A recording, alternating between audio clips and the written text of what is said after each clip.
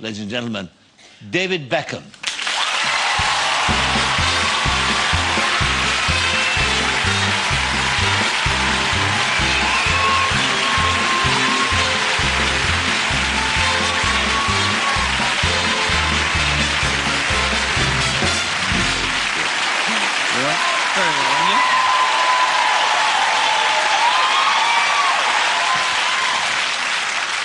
Well, when I used to get a welcome like that, don't you, Billy? I mean, some people screaming and things like that. I thought I did. You did? When you walked on to me. That's how deaf you're getting. When I came on with that clip you did, I got that reception. In 1974. Yeah, that's right. Yeah. Those bastards on. Ignore them, David. David, we must talk about the game. It was awful, wasn't it?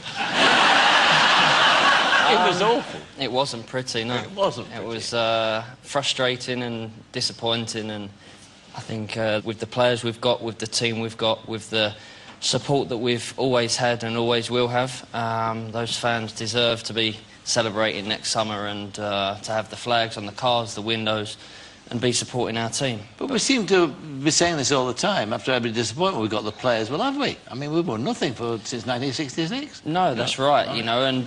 it's a problem, isn't it? Yeah, that's right, I mean, suppose. Here you have... But it's true. I mean, here you have the most highly paid, most wealthiest money-making machine in all of sport, actually, the Premier League. Yeah. And yet, you know, as I said, since 1966, we've won nothing. Yeah. I mean, it's quite extraordinary. How do you account for that? It is extraordinary, but football's changed a lot since 1966. You know, we had an amazing team that you know, won us the World Cup, and it's amazing that we haven't won it since, because, as you said, you know, the amount of money that is in football, the players that there is, and it's truly incredible. But it's what we work towards. It's not as if, you know, we go on the field and we think, you know, I can't wait to get off the pitch, go home to our big houses and nice cars. You know, once you're on that field, all that matters so money's is got winning. nothing to do with it, not a softer lifestyle. For me and the players that I've played with in my career, money's never had anything to do with playing football. Of course, people are going to say it's easy for you to say that because you've obviously got the money. But for me, you know, when I was a young kid growing up at Manchester United, I was lucky to have played under the best manager in football. And he was the one that controlled everything. And he was, you know, these days I think it's a lot easier for 16, 17-year-old, you know, footballers to earn a ridiculous amount of money. And not be controlled. And not be controlled. Like Ferguson did with you. But we was very lucky because he controlled us. You know, he was like, you'll earn your money, don't worry about that. Go and play for Manchester United. That's the biggest honour that you'll ever do.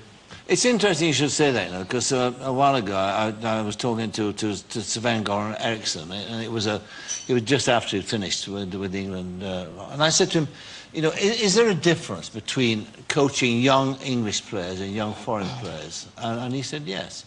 And I said, what is it? He said attitude and intelligence. Mm-hmm.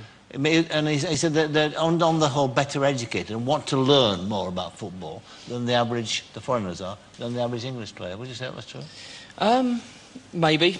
You know, I'm not a manager, so I can't really, you know, comment on that. But I think that having my academy that I have here in London and having the one in Los Angeles, you know, I get to work with some amazing kids. And the kids these days, you know, even at the 8 or 9-year-olds, you know, they'll ask you a question or you'll say, you know, is there anything you want to ask me? And one of the first things they ask you is, how much money do you earn? And that's the first question. Yeah, that's one of the first questions I'll get asked, and it's amazing because I'm sure that's interesting, isn't it? I'm sure back in, you know, like George Best's days. Well, in your day, you'd never said to Ferguson, did you? No, he would have. No. Definitely not. Got a backhander, wouldn't you? Yeah, without a doubt. Or a boot thrown at you. Yeah. Well, no. That was an accident. Oh, I know, David. Yeah, you set the straight face. But I've been very lucky in my career, and I've had some great managers. But I think great managers, it's always nice to have that. You know, I was scared of every manager that I've ever had in my career. Every manager, every coach, from my dad at 7 or 8 years old, he used to scare me, to, you know, Stuart Underwood, who was like a like a sergeant major figure for Ridgeway Rovers, then up to Eric Harrison, Nobby Stiles, who used to coach us at Manchester United. Then there was Archie Knox, and then there was Sir Alex Ferguson, and there was, you know, all the youngsters that went through Manchester United was all scared of Sir Alex Ferguson, and that's how he got the best out of every one of the young players. And he produced some very fine young players and took them in, and made them into very, very fine, mature players too. And that seems not to be happening too much nowadays. That's one of our problems. But you talk about, were you frightened of McLaren? I'm a lot more grown up now and a lot more aware and a lot more braver. Well, you know, he treated you very badly when you think about it. I mean, we lost we didn't win the World Cup. We got knocked out. You were captain of England, and he took over when Sven went. And it seemed to me they made a meal of actually announcing that you know, he's going to sack you as a captain, and you were no longer part of his plans. It seemed to me he spun that as being something. It's a revolution under me.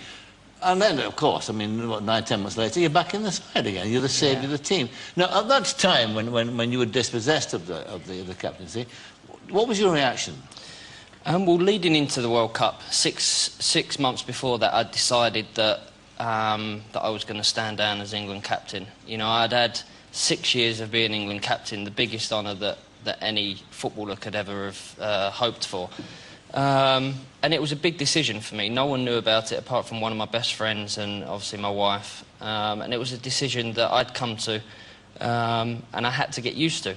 I'd not told anyone because I felt that leading up to the World Cup, you know, I didn't want to affect anything that was going on with the team. So I'd gone into the World Cup. We'd obviously got knocked out, and it was another disappointing World Cup for us. And that morning, I remember waking up and I cried that morning because I knew what I was going to have to do.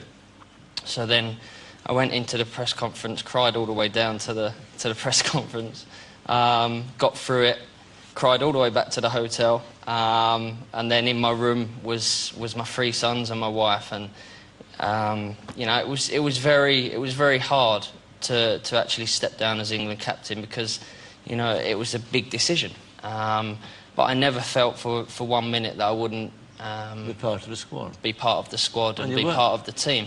And I had no inkling into, obviously, anything like that.